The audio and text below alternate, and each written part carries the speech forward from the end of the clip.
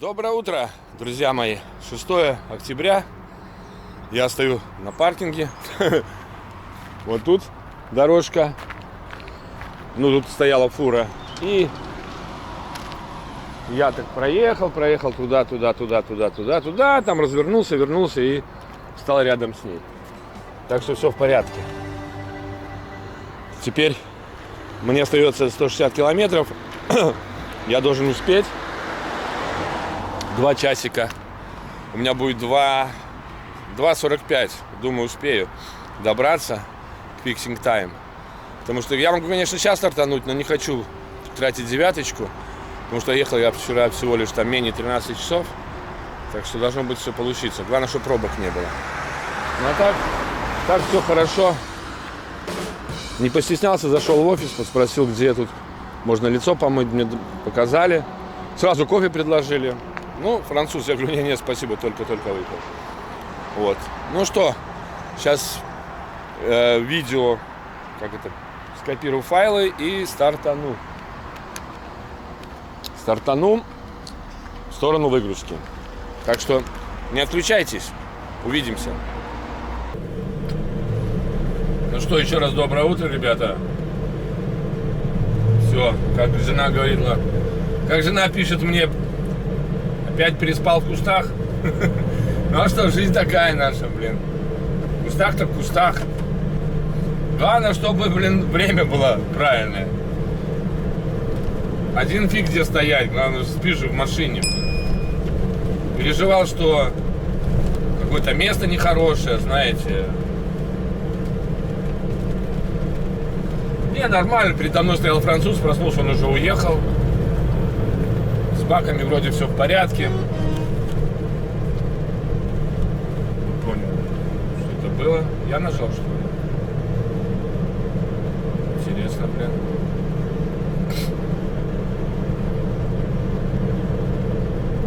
Ничего не помню, кто-то пикнул там. Мне кто-то пикнул, что ли? Ну ладно, с баками все в порядке, с грузом все в порядке. Надеюсь. Ну я так посмотрел, как положено. Страну открыл.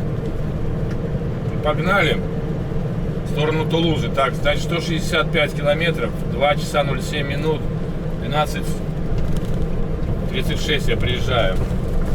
Если пробок не будет, то все будет хоккей. Спалось очень хорошо в кустиках, честно говоря. Ну, нормально. Очередной раз убедился, что в эту сторону паркинги все заняты. Ну, я думаю, что на Италию все идут. В Италии трудно с паркингами, поэтому они как бы здесь, как я понимаю, ищут паркинг во Франции, чтобы в Италию не ползти. Ну, реально полные паркинги были. В одном месте я заехал, там вроде было место, но я подумал, что это проезд сначала, а потом уже не хотел возвращаться. Тем более за мной там еще шли машины, и я, знаете, как вернешься, а там уже все занято. Соответственно, это все закончится очередной потерей времени. Я и так много времени потерял. Из-за того, что искал паркинг. Ну, в очередной раз убедился, что не стоит ждать чуда по дороге в Италию. Но ничего, вы знаете, что я люблю в всяких промках ночевать, в поселках. Так что нормалек. Особо по этому поводу я не парился. Ну, просто если бы этого не было места бы, конечно, там надо было бы дальше ехать искать что-то. Но я проехал так, увидел, что, стоит француз. И за ним место такое хорошее, такая обочина на гравии. То есть не просто там на траве, но в кустиках возле столбика. И нормально. Ну, вот сейчас выходим на трассу. И уже рванем. Будем, надеюсь, все будет в порядке.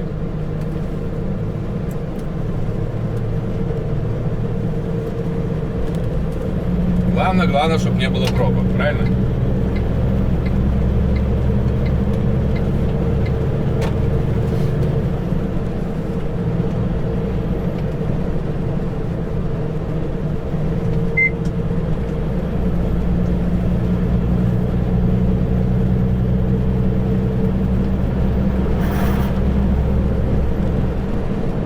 набрали скорость и пофигячили.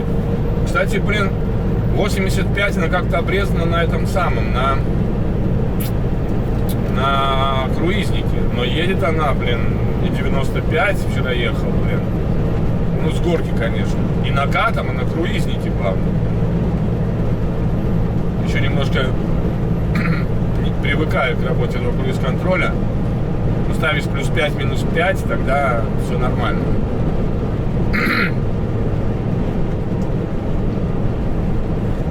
Вот, ладно. Утро хорошее, не солнечное такое, не пасмурное, как это говорится. Ну, просто нету неба, так скажем. Для работы самое то. У нас сейчас дорога только прямая, без всяких 150 километров, 159 километров мне, блин, до какого-то поворота. И там еще 5 километриков мимо всей этой, наверное, по городку, или что там, поселок.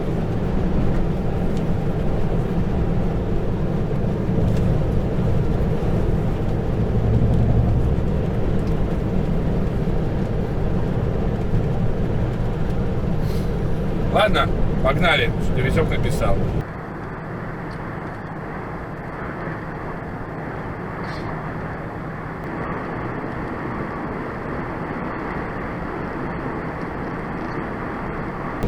Ну что, понемногу приближаемся к точке, блин. 90 километров остается. 12:35 я приеду. Вот так пишет, по крайней мере, GPS, навигатор. Ну, это тогда здорово, блин. Значит, блин, все в порядке. Без как бы проблем должно быть.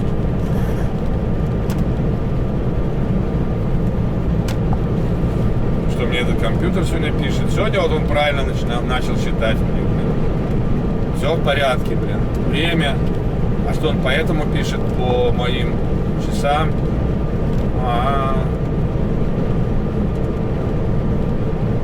Блин, ой, извините за мат. Он пишет, что типа у меня переработка daily driving. Когда это у меня переработка была daily?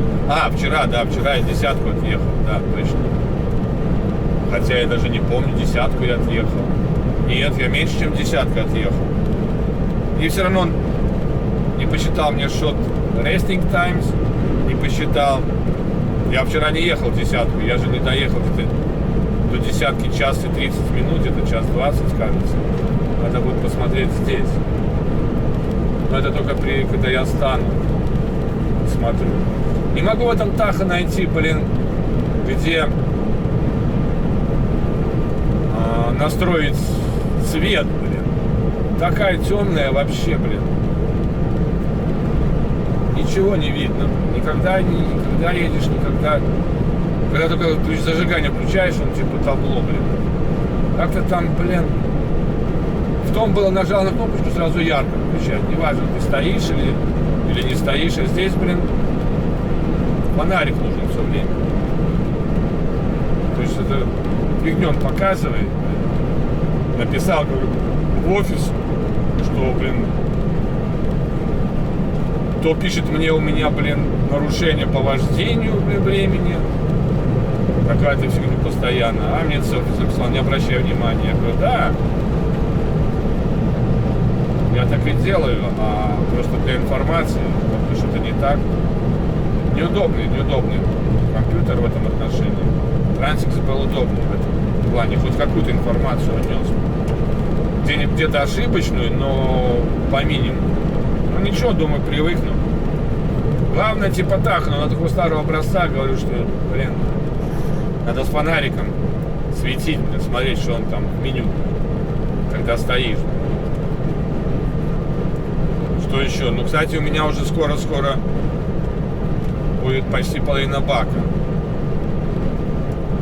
Интересно, блин, половина бака я проехал, блин, ну, 1100 километров. Ну, не половина, до половины еще одна черточка, 1100 километров. Значит, если раз, два, три,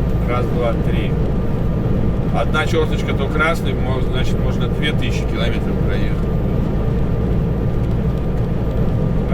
два, три, раз, два, три. 1000 километров на 300. 350 на одной черточке. Раз, два, три, 4, 5, 6, 7, 8. 8 на 350. 2600 всего лишь можно проехать, получается, это пак. Ну, это максимум. Ну и, конечно, смотря где, по горам, если едешь, или по прямой, есть разница. Ну что, по настроению? Настроение отличное, рабочее. Уже, себя как вроде очухался от этих переездов. Но надо заказывать паром. Как минимум на пароме домой, если идешь. Ладно, еще можно самому проехать. Но на работу, нет, наверное, лучше на пароме все-таки. На пароме до Травы-Мунда из Лепы, и там уже 380 километров доскакать элементарно. Радарчик впереди. Он сейчас держит скорость 80. Кнопка 1SL что-то означает, боевика не знаю. Кажется SL 85. Что он означает? Надо посмотреть где-нибудь на канале YouTube. Там один чудак посмотрел на канале, рассказывал, типа, как-то интересно рассказывал. Это я не знаю, это я не знаю, вот это, а это я не знаю, вот это я не знаю. Ну, хоть какую-то информацию я у него получил.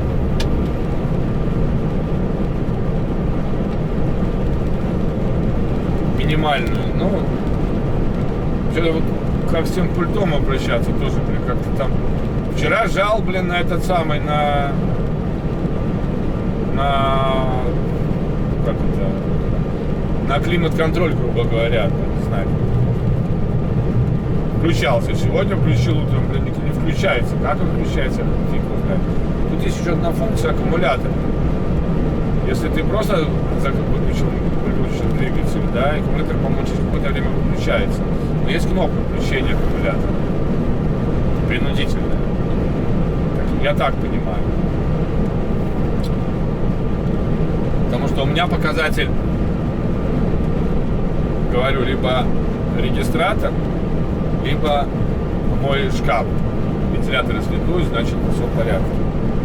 Тот большой вентилятор я еще, кстати, не поставил. Но я думаю, не пригодится. Не так жарко сейчас. 18 градусов. Надеюсь, не пригодится.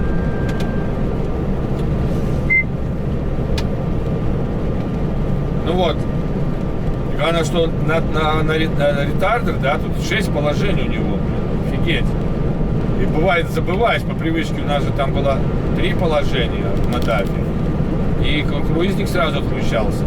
А здесь, по-моему, на первых 2, либо пока до какого-то уровня не упадет скорость на ретардере, круизник не отключается. Он потом отключается. А бывает, нужно тормозить аж на 4-й, на 5-й скоростях, да?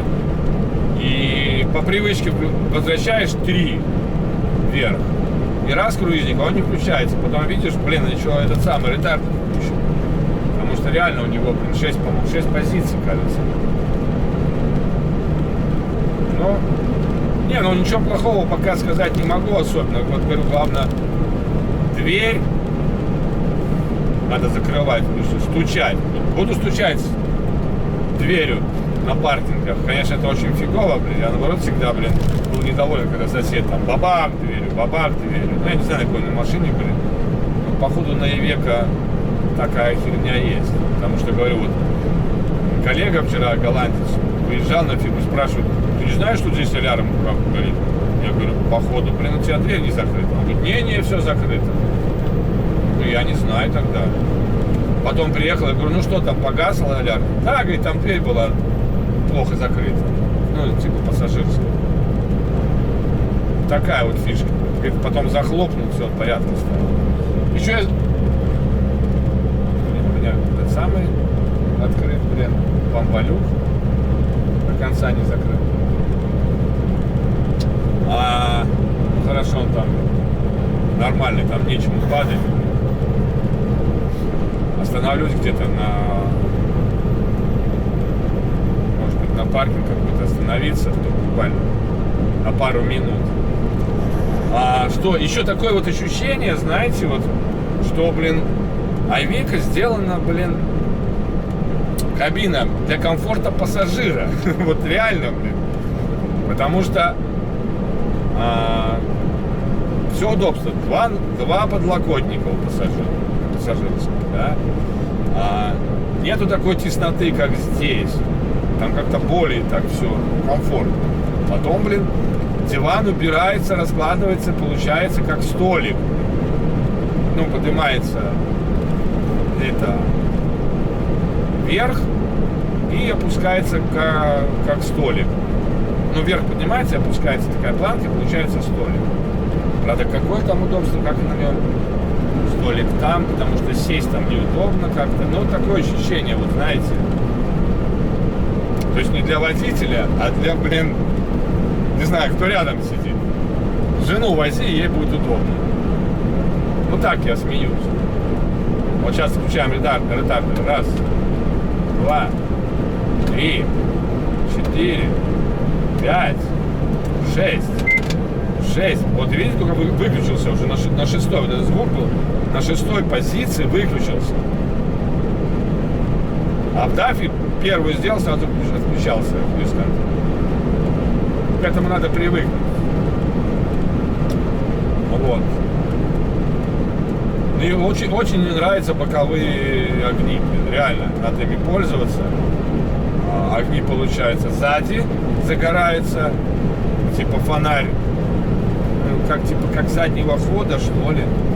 Такой достаточно яркий. И боковые с подножия. Офигеть, блин. Освещает, блин, проходы вот этих, блин, ночью в узкостях, блин, да, там. Потому что, помню, на дафе я включал вспомогательные, просто аварийки включал. Когда аварийки светят, я видел, да, как я прохожу там в тесноте коллег, да, там другие трейлера, прицепы, машины. А когда идешь, особенно оставляешь прицеп где-нибудь в темном месте, блин. А здесь в этом отношении это качественно продумано, блин, конечно. Супер. Ну еще, я так понимаю, это сделано, потому что в основном машины тут занимаются перевозками зерна, насыпных грузов. Там другой прицеп совсем. Здесь штора обыкновенно, а там немножко другой прицеп, и поэтому, наверное, нужно, чтобы было освещение шлангов, в районе шлангов, да, там, а не в темноте. Это классно. Это классно, реально. Мне уже много раз помогало, блин. Даже вот сейчас я стоял на этом самом 30 минут на паузе, да, не нашел в паркинге место здесь во Франции. И в конце полосы разгона встал ночью, блин. Но ведь темно же, да. Можно, конечно, аварийки включить, но это все аварийки, это все нарушения по большому счету. Потому что могут докопаться, почему аварийки, блин, где знак, почему стоишь. А так включил вот этот вот огонь, он достаточно яркий, освещает дорогу рядом с тобой. То есть, ну, штука удобная. Вот, блин, 93 километра разгоняется машина. Но сейчас выключился этот самый. Пойдем накатом. Давно накатом не ходили. Привык на дафе уже, там, в Хестеркампе очень много накатом я ходил. Сразу так типа эко поднималось. А здесь, кстати, ничего такого нету в районе эко или там типа пережог топлива. Как-то, блин, все спокойно в этом плане. Никто, как я понял, на это не смотрит. Но борзеть не надо, конечно, чтобы у тебя там, блин, всю ночь двигатель тарахтел. Понятно, если там климат-контроль исчезнет, жарище, то как-то надо выходить в ситуацию. Но, конечно, надо доложить. И непривычно, что нет электронного показания спидометра. Может быть, там какое-то есть меню, можно в другое меню перейти. Но на данный момент у меня только показывает уровень масла, воздуха, AdBlue. Потом что-то еще 1, 2, 3, 4, 5. Наверное, скорости какие-то. Так, кстати, можно руками скорости переключать.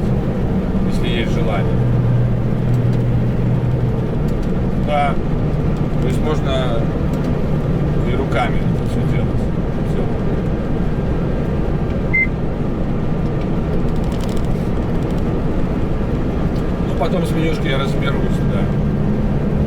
Как-то она должна переключаться. Есть день-ночь, переключение, я вижу.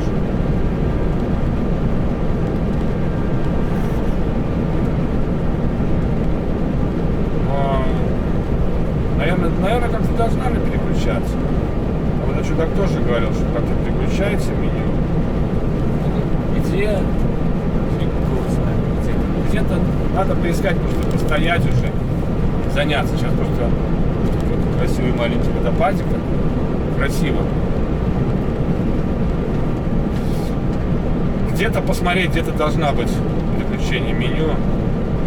А вот SL, что такое? Думаю, это, наверное, против скольжения, против заноса. О, ко мне близко подъехала машина, вот сейчас прошла мимо, и а она близко ко мне подъехала, и сразу прошла сигнализация, что, кто-то под бортом, кто-то в мертвой зоне с левой стороны. И вот такая сигнализация, тоже прикольная.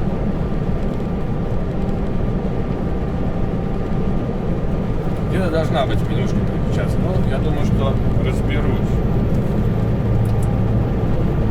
Вот, нашел кнопку. Что тут показывает? Что другое? Топливо. Расход топлива, по-моему, показывает. Странный расход. Дало нафиг. Что? 50 литров. Вот показывает нагрузку. Температуру груза, 18,2 у меня. Не, он показывает тонн, сколько загружено. Ну так и есть. Что это? 5-я позиция. Вот тут, по-моему, скорость показывает. 85, да. Ну вот, и даже тахун показывает. Внизу. Сейчас 14, типа я еду. Да, точно. Пауза 0. 18:36, наверное, драйвинг тайм за неделю. За 2 недели 18:36. Час 14 я еду. И час 14 в этих сутках я еду.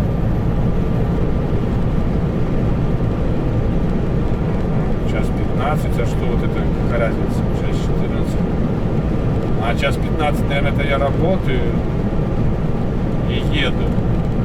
Ну вот, тут есть у меня 5-я позиция. Ну вот, видите, когда начинаешь разбираться, уже понимаешь, что это хорошо. А рабочее время, интересно. Посмотрим. 2 недели. 2 недели вождения. 2 недели. Неделя вождения у меня совпадает. Значит, все порядок, пауза. Не стою сейчас на паузе. Вот час 15, это что? В принципе, драйвинг тайм и мой начало рабочего дня не совпадает даже на 1 минуту. На 1 минуту стоял на молоточке. Что-то это означает. Ладно, посмотрим. Кстати, надо оставить, наверное, эту. Сейчас посмотрим, что там первая была. Первая действительно не столь важна, именно 6-ю надо поставить. Нормалек. Да, нормалек. Вот, правда, нагрузки на ось я не вижу.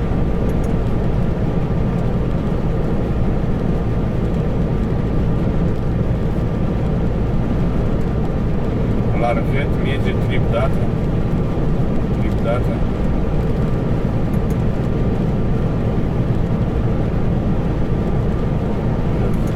Плохой модуль. А как вниз?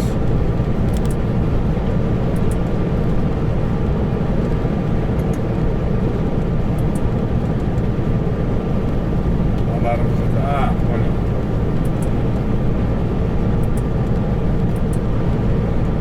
Не понял.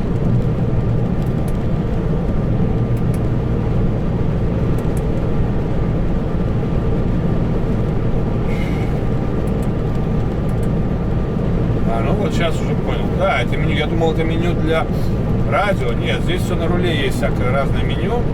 Вот, короче, вот это мне нравится. 85. Сейчас я вижу в электронном виде, какая у меня скорость. Сейчас проверим, такая точно или нет. 85 показывает.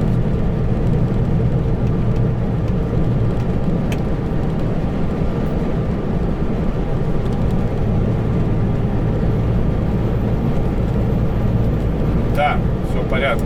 О, понемножку начинаю разбираться уже с основным меню. Вот сейчас нормально мне видно. Моя скорость в электронном виде и время мое тахо рабочее.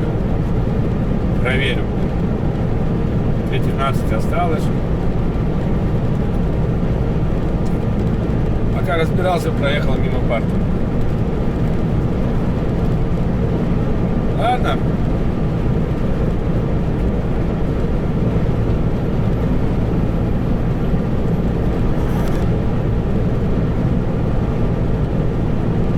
Поедем до следующего. Ну так что так, ребята, разбираюсь. Пока не показываю. Когда уже полностью разберусь, тогда покажу дисплей.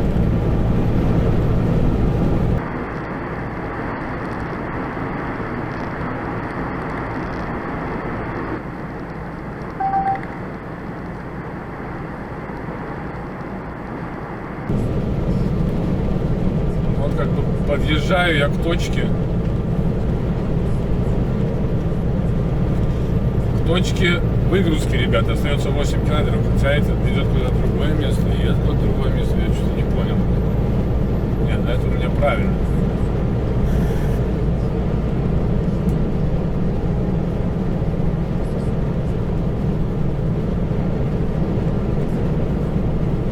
Блин, упала на меня эта вся фигня. Ой, как это я так, блин. Что я там доставал, что у меня она открытая.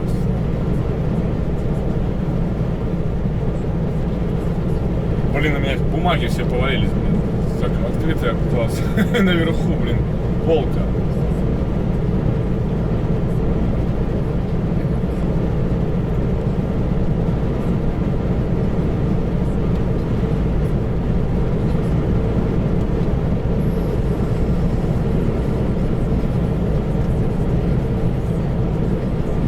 Что-то куда-то в разные места это ведет.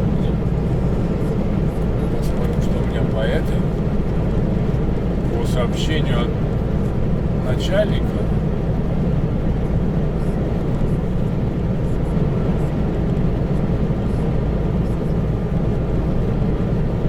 поедем туда. Уж мало я тут неправильно еду. Не, вроде правильно.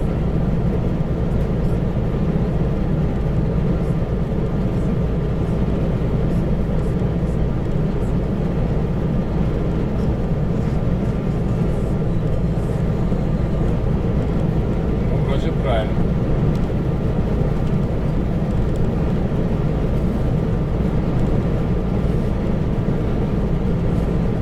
Да, это мы туда это проложил, что он там неправильно это показывает. Немножко есть такое волнение, да? Первая выгрузка. Ну не потому, что там какие-то проблемы с выгрузкой, а волнение по работе с компьютером и туда ли я приеду сейчас, потому что время как бы есть, будет еще там полчаса у меня даже в запасе, потому что эти навигаторы почему-то показывают другое место. Странно, вроде заводил одно и то же. Тихо, странно. Основной ведет и то, что мне прислал босс. Да, я и еду. 4,6 километров, а этот показывает. Да, то же самое показывает. Вот почему хорошо иметь пару навигаторов, как минимум. А здесь еще можно 4, потому что здесь навигатор еще есть. Но я его отключил, потому что он слишком много разговаривает.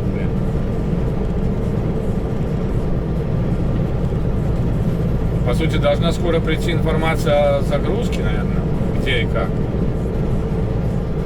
Не поеду же я пустой, правильно? Как минимум отсюда.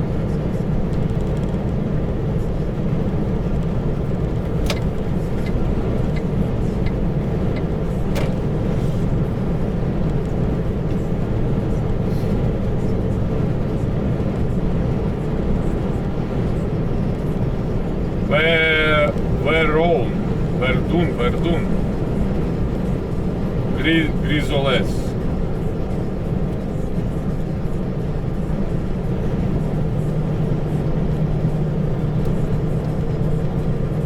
Единственное, вот на Гугле плохо то, что там ведет, ну не то, что ведет, а работаешь, как будто ты едешь на легковой машине, не на грузовой, может завести. Но зато он показывает тебе там объезды, если что, на трассах. Вот это хорошо. Как бы он в интерактивном режиме работает при наличии интернета.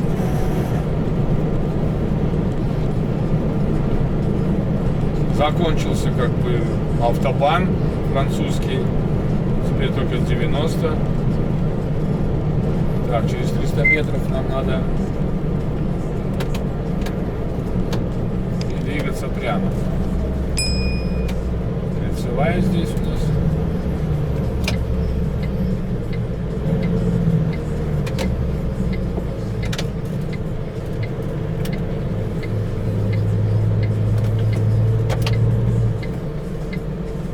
Маленькая кольцевая.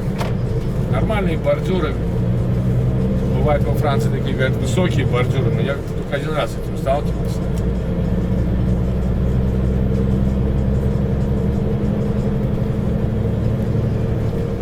Да, блин, рухнулось все на меня. Нифига себе как нехило.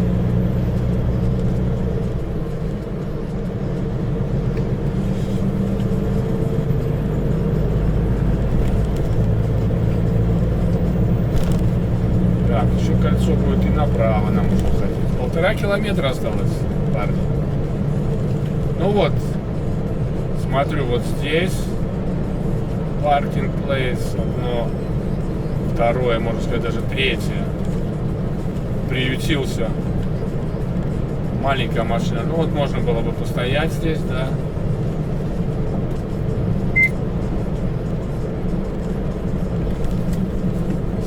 Фирма, куда мы там едем. Из Гента, кстати, груз.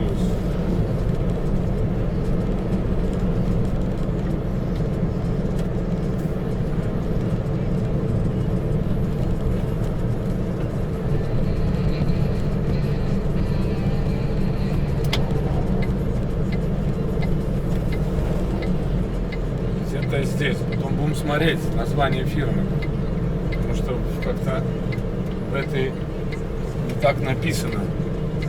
Не написано название в этом. В ЦМРке. Или проложить? Я не знаю, куда вы там меня ведете, друзья. Вас можно отключить, я так понимаю. Блин, за мной еще раз, два фура.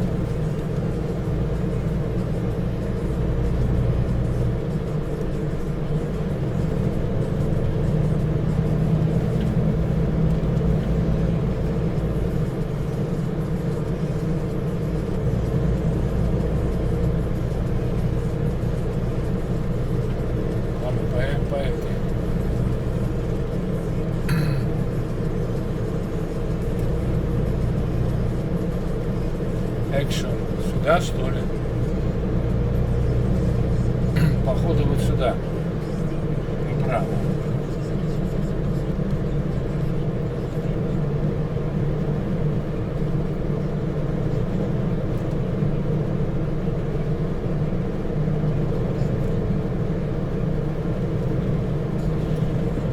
Я так думаю.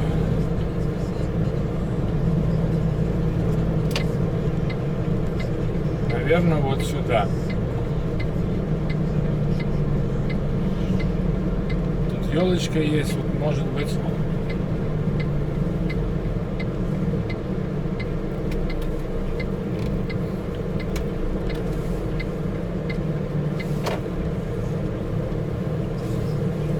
Экшен. Какая-то группа экшен.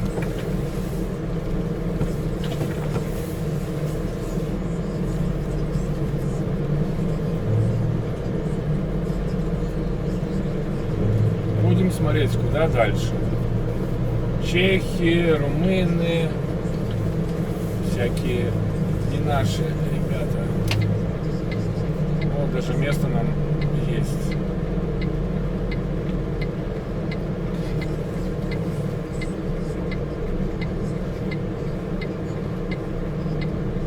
нормально.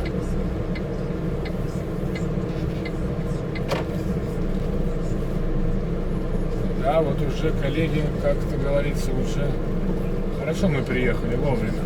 То за мной, если бы сейчас я ехал следующим номером, было бы туговато.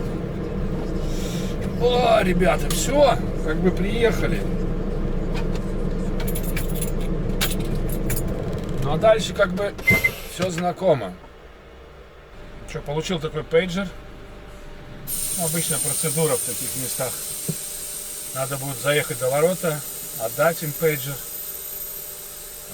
Потом там объезжаешь и на ресепшн. Там еще один ресепшн. И все, будем ждать. Будет бип-бип. Здесь хоп, здесь bring back.